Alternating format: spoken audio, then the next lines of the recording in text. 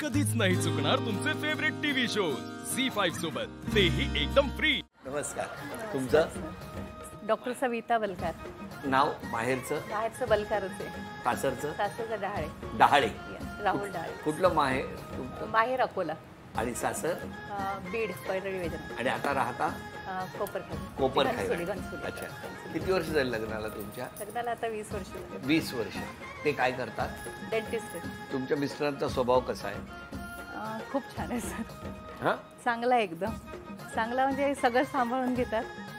सगळं ॲडजस्टमेंट जे काही आहे ते सगळं नवराच जास्ती करतो। बर किती मनापासून बोलताय तुम्ही। कसं ह्या बघा कशा लपवून ठेवलं, नवऱ्याला कामाला लावलंय घरी, पण नाही होते, काही नाही काम करत। अच्छा, काय विश्वास असा कोणाचा बसेल का? पण ठीक आहे। नमस्कार, आपलं माहेरचं नाव पूनम रामदास शिंदे आणि सासरचं पूनम नितीन चासकर। माहेर पुण्याचं हुतात्मा बाबू गेनू सईद ज्यांचं जन्मस्थळ आहे त्या गावचे मी महाळुंगे पडवळ तालुका आंबेगाव जिल्हा पुणे। अरे वा। आणि मग बालपण सगळं तिकडेच गेलं। आता कुठे राहता तुम्ही? आता घनसोली। तुमच्या लग्नाला किती वर्ष झाली? 20 वर्ष आता लागली आहेत। 20 एप्रिल पासून लागली पूर्ण झाले। 21 चालू आहे। झाडाला पानाला आंबाला तशी 20 वर्ष लागली आहेत म्हणाला। पण मला सांगा, ते काय करतात? ते जनरल इन्शुरन्स मध्ये एरिया मॅनेजर। आणि आपण? मी हाऊसवाईफ। हाऊसवाईफ। तसंच लग्न कसं जमलं? Love marriage. पाडाला पिकलाय आंबा कुठे कसं काय? नाही, आम्ही एकाच गावचे आहोत, त्यामुळे ते जुळलं। म्हणजे दोघांची घरं 2-3 घरं सोडून अशी घरं आहेत। दोघांची घरं 2-3 घरं सोडून?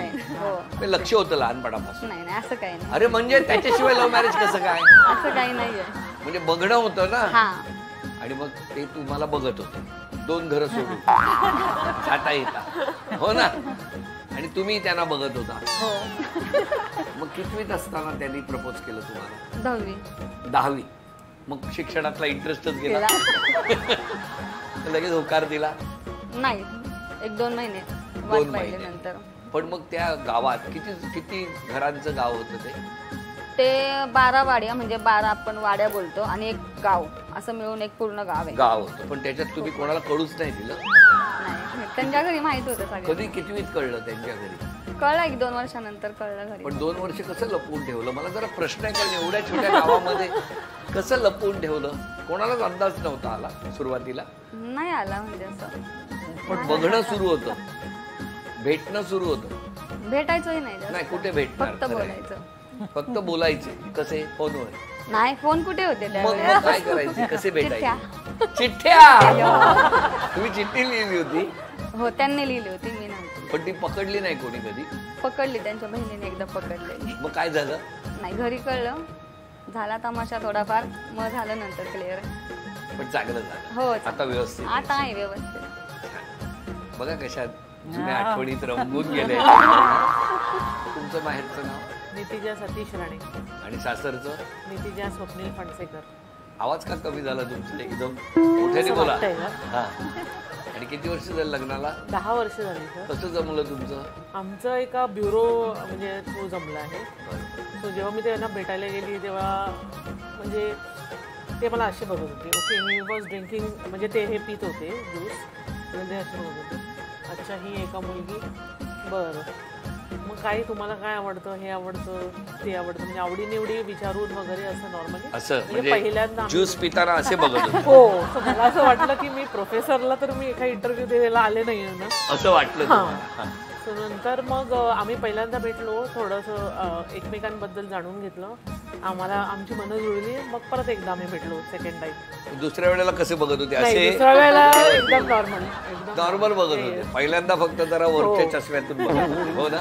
नाही, चष्मा नाही, पण ती लुक अशी होती, अशी लुक होते। आणि मग आता नॉर्मल तुम्ही असं बघता? तुमचं कसं काय? माझं माहेरचं नाव भावना सुभाष लोके। मी माहेर माझं मालवण, सिंधुदुर्ग। सिंधुदुर्ग। आणि सासरचं नाव भावना ऋग्वेद खोपकर, नवी मुंबई कोपरखेड। आपण काय करता? IT मध्येच आहोत दोघं। तुमचं लग्न कसं झालं?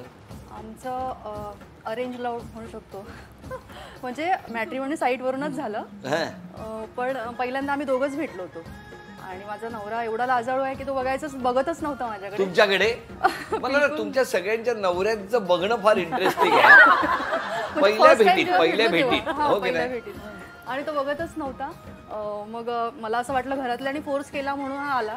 आणि ह्याचं एवढं काय बोलणंच नव्हतं, म्हणजे आम्ही भेटलो तर काहीच बोलला नाही. तो मला वाटलं घरात ह्याला फोर्स करून असं झालं. सो मी म्हणजे बॅकआउट केलं. म्हटलं मुलाला इंटरेस्ट नसावा कदाचित, म्हणजे आणि आमचं अरेंज होतं.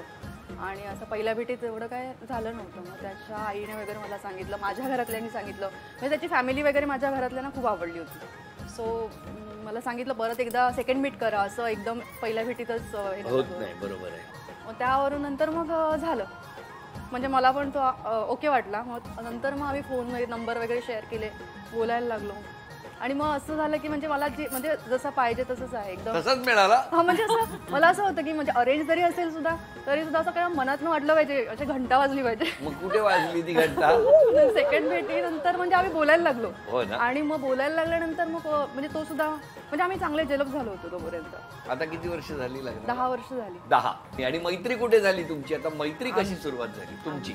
मैत्री म्हणजे डान्स ग्रुप आहे आमचे, RDA अकॅडमी म्हणून एक आहे कोपरखैरनेमध्ये. तर तिथे आम्ही सर्वजणी कोविडच्या दरम्यान सगळ्यांना असं हेल्थ आफ्टर डिलिव्हरी आम्ही वेट गेन केलं होतं. आणि कोरोनामध्ये कमी करण्यासाठी तुम्ही डान्सला गेला. आठवड्यातून 3दा आमचं डान्स अकॅडमी असते झुंबा असं. ते मी बॉलिवूड फ्रीस्टाईल झुंबा सगळं तुम्ही. आणि तो मेन म्हणजे सर डान्स हेतू डान्सचा होता जेव्हा क्लास जॉईन केला.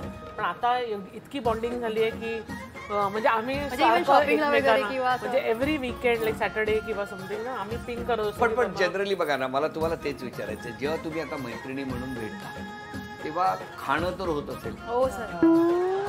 आम्ही डोळे म्हणजे असे चमकले, खाणं म्हणजे त्याच्यासाठीच भेटतो आम्ही. कसे आहोत सर, आम्ही सारे खवई. हो ना. Very good. चॅम्पियन आहे. पण मग खायचे काय काय पदार्थ असतात? समजा तुम्ही क्लासला जायचं म्हणून भेटला तर पहिलं कसं काय, म्हणजे ते 2 तास खाण्याचे कसे असतात? आम्ही डे अनुसार विचार करतो की जर का आता सोमवार असेल तर नॉनव्हेज नाही खाऊ शकत म्हणून भेटायचं. मग असं इतर दिवशी असं भेटलं की मग आम्ही नॉनव्हेज खातो. नॉनव्हेज. अच्छा. आणि मग सर मग डान्स कधी करता? सर आमचा डान्स मंडे, वेनसडे आणि फ्रायडे असतो. मग असं कधी भेटलो आम्ही, जर का बाहेर भेटायचं असेल तर, आणि मग जर का डान्स मग डान्स करून आम्ही बाहेर निघालो तर मग थोडंसं पाणीपुरी खायला तर पाहिजेच ना. चाट काय कुछ तो चाहिए ना. सर पाणीपुरी खा, शेवपुरी खा. तुमच्यामध्ये अबोला झालाय? झालेलं आहे माझं आणि का काय झालं तुम्ही सांग. मी एकदा अशीच चाललेली रस्त्याने आणि हिला मी गाडीमध्ये पाहिली तर मी हिला कॉल केला. हिने कॉल रिसीव्ह नाही केला. मला मेसेज टाकला मी घरी आहे म्हणून. आणि मला रस्त्यात दिसली, तुमच्या समोर ब्लॉक करून टाकले.